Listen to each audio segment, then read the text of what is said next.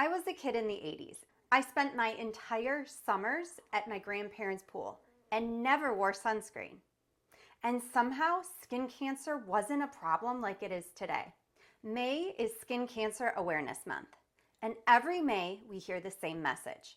Wear your sunscreen, minimize sun exposure, and see your dermatologist for skin checks. But yet the numbers keep rising. And I'm not here to scare you. I'm here to ask the question nobody else is asking. What if we've been focused on the wrong thing all along? Today, we're going beyond the skin surface. We are going to talk about what skin cancer looks like, how to catch it early, what the research says about sunscreen, and what your body actually needs from the sun. This is the skin cancer conversation that doesn't start and end with SPF. And I think it might change the way you see your skin entirely. I'm Samantha Dench, a licensed esthetician and functional medicine practitioner. And if you're new here, welcome. This channel exists because your skin is not the problem, it's the messenger. And today, it has a lot to say about the sun. According to the Skin Cancer Foundation, over 5 million cases of skin cancer are diagnosed in the United States every year. That makes it the most common cancer in America. And it's becoming more common, not less. Here's what I keep coming back to. I grew up in the 80s and 90s. Sunscreen wasn't really a thing. And yet skin cancer wasn't the crisis it is today. So what's changed? That's the thread we're pulling on today, because awareness without asking why is just noise. Before we dig into that, I'm going to talk about what skin cancer actually is. Skin cancer is the growth of abnormal cells that were once either normal or began growing inside normal cells and formed into a tumor. These tumors can be either benign or malignant. The three most common types are basal cell carcinoma, squamous cell carcinoma, and melanoma. Basal cell is the most common. It can show up as a small bump or sore on the face, neck, or head that just never seems to heal. It might look pearly, waxy, or just chronically irritated. Squamous cell tends to look like a red, rough bump, sometimes almost wart-like. And then there's melanoma. This is the one we need to talk about. Melanoma can grow fast. It has a strange shape and color, and catching it early is everything. The CDC created a useful tool for catching melanoma early. It's called the ABCDEs. This is a great way to check for skin cancer signs. A for asymmetry. Does the mole have two sides that look completely different from each other? B is border. Are the edges jagged or irregular instead of smooth? C is color. Is the color uneven, patchy, or mixed? D is diameter. Is it larger than the size of a pea? E is evolving. Has your mole changed at all in the last few weeks or months? If you're checking a mole and you're answering yes to any of these, make sure you book an appointment with your dermatologist.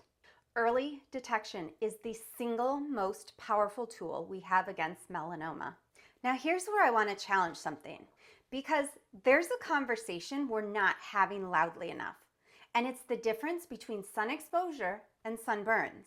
These are not the same thing, because your body needs sunlight.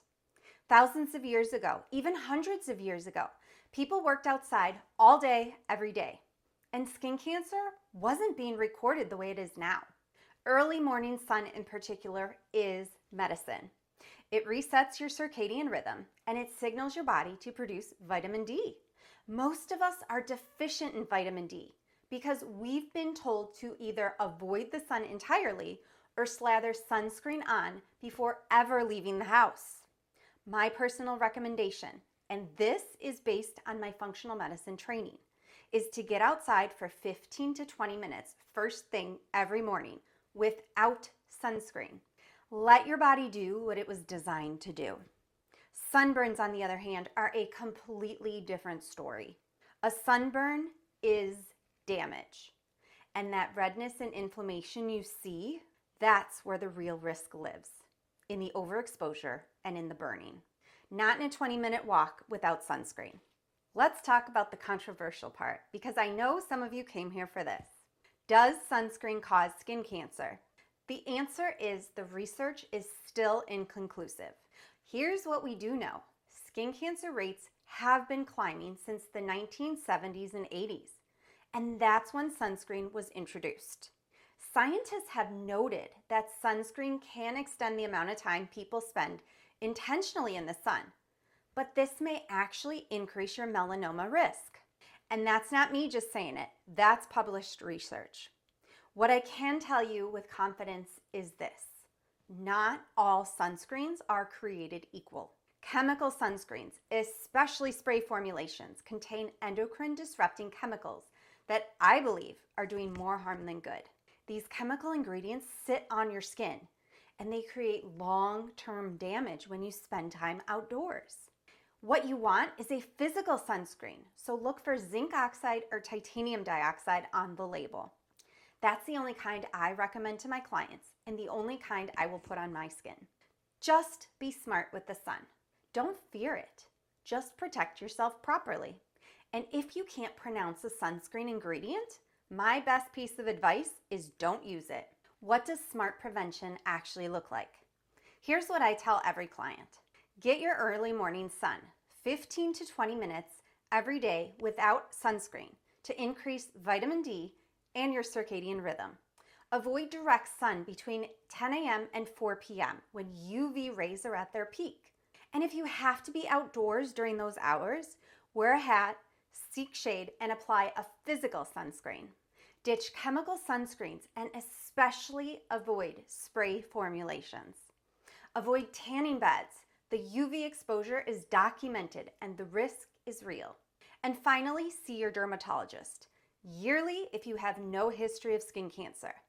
Every 6 months if you have had skin cancer or moles removed. Just know your skin, know your moles, and use the ABCDEs. Here's the bigger picture I want to leave you with. Your skin doesn't just randomly develop cancer. It is responding to something. Your environment, your gut health, years of overexposure, the chemicals in the products we've been trusting for decades. Your skin is the messenger. May is Skin Cancer Awareness Month, and I don't want you to just slap on sunscreen and call it a day. I want you to start asking why, because that question is where the real healing begins. I went much deeper on all of this information in this week's blog post. The research, the sunscreen breakdown, full prevention guide. The link to that is in the description below. Go check it out after this video. And if this video made you think differently about your skin, please subscribe to our channel. Give this video a like and share it with someone who needs to hear this message. It genuinely helps this community grow. And this is a conversation more people need to hear. Thanks so much for watching. And always remember, you deserve to love the skin you're in.